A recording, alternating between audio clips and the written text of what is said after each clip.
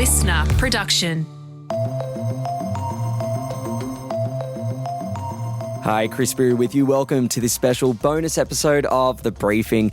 In this ep, we're taking you back 20 years to one of the most volatile moments in modern Australian history, the 2005 Cronulla riots, and that was when a week of rising racial tensions exploded into violence, fueled by talkback radio, misinformation and hatred.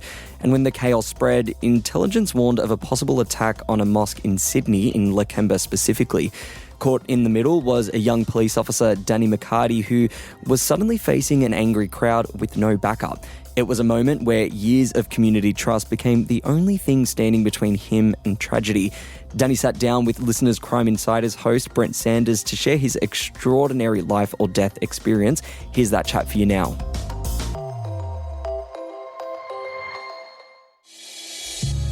The Cronulla riots, 2005, many folks listening in, particularly around New South Wales, will have very, very vivid memories of this. I think it's fair to say these were racially motivated riots in and around Cronulla Beach, sparked by ongoing racial tension.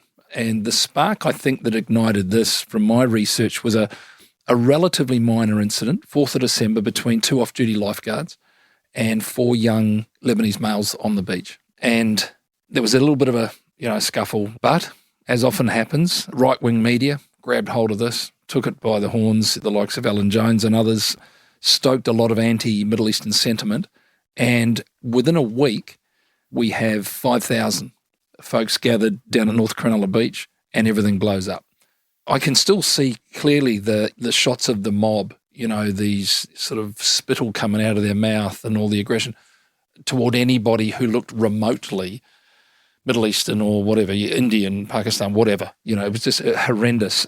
Then, of course, the pendulum swung back the other way. By that evening, we get, understandably, retaliation coming back into Cronulla. They estimate 80 to 100 cars travelling in from Punchbowl in towards the eastern suburbs, numerous attacks, property damage, sort of general carnage, that type of thing.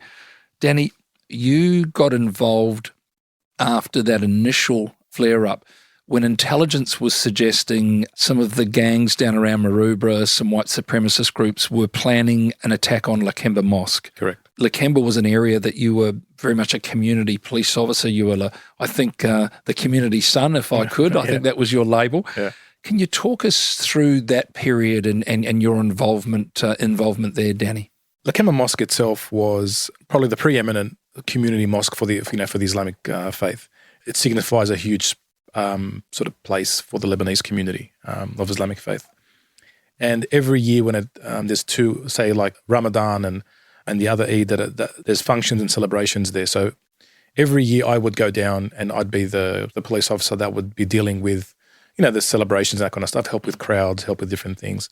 And so bit by bit, I was more and more entrenched in the community around Lakemba, because Lakemba's not in my patrol. It's the adjoining patrol to me. I was in Bankstown. Lakemba's part of Campsey's patrol. But because of my background and then the familiarity with the population, I would be allowed to go there. And you're in uniform? I'm in uniform. It's Yes.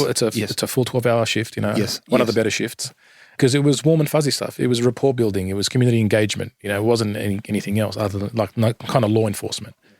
So I'd been there for 5 years at that stage. So I had a good sort of relationship, good rapport building, and boy, did it come in handy. So I wasn't working the day of the riot on the Sunday, but I got called into work on the Monday when the intel started coming in about these alleged threats we knew it was rubbish, right? Everyone in our sort of circles was like, there's no way the Bra boys are coming over and going to punch on at Lakemba. Like, if you're going to punch on with us, punch on us in Maroubra. You're not going to do that at Lakemba Mosque, right? Yes.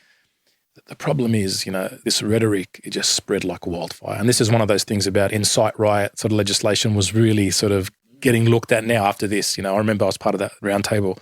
And what was interesting is, like, I got sent there really early in the day just to see what's happening, get the lay of the land, take the temperature. And there was nothing doing. It was the normal people. I knew the locals, and they knew. Like, they'd heard it and they were just laughing at it. So every time someone young would come past, they'd try to tell them, just go home. But I don't know what happened in terms of it escalating to different communities. And I knew people were getting on flights from Melbourne and the Gold Coast to fly over to defend the mosque. Right. And this wasn't just Middle Eastern, nor was it just Muslim people. It was just every kind of ethnic. Okay. Right, so all of a sudden I've got Italians, Greeks. Yeah, Italians, Greeks. I've got these big gold crucifixes. Like, it was just hilarious. If it did end up being quite serious, the juxtaposition of it was quite comical. Yes. But the crowd swelled to thousands from like 5. It just so quick. How quick did that happen? Look, for me, because of what happened, there's a lot of trauma there probably. So for me, it felt like it was extremely quick, because all of a sudden I found myself under attack. You use that word trauma. What do you relate that to in that instance?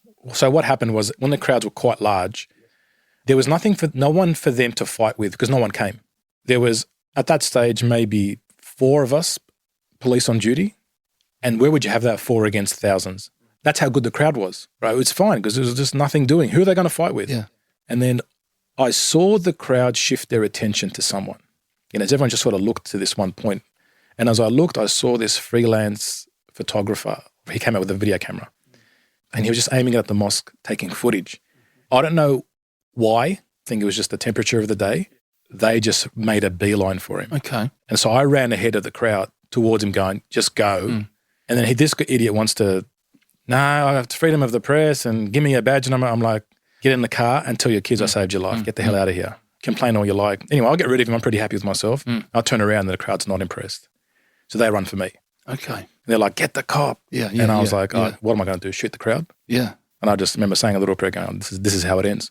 Wow. And my last sort of words were, I jump on like bang 745 urgent. And that's the last thing I say. So that triggers a signal 1 because they can't raise me anymore. And so just tell the audience what a signal 1 is. Yeah, so a signal 1 is like your kind of, if you want to call officer down kind of thing. It's basically asking for all police that are listening to this broadcast, get there and get there quick. Everyone drops everything and you head in because there's a copper in imminent danger. Yeah, absolutely. I didn't call the signal 1, but because they couldn't raise me and because I was very busy, the last thing they knew was thousands of people running towards me. That's my last call.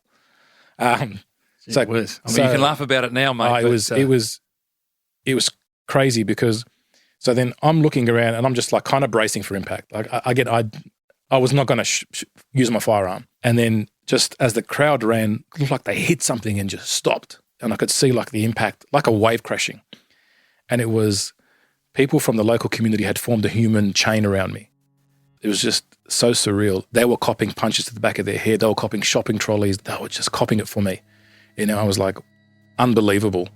And I remember the liaison officer that was there, he's a civilian. He goes, this is your thank you for all the years. And that is it for this bonus episode of The Briefing. If you enjoyed this chat or learned something new, why not flick it over to a mate? And while you're there, leave us a rate and a review. And of course, Sasha Barbagat and I will be back in your ears tomorrow morning for your daily dose of headlines and an interesting deep dive. Catch you then.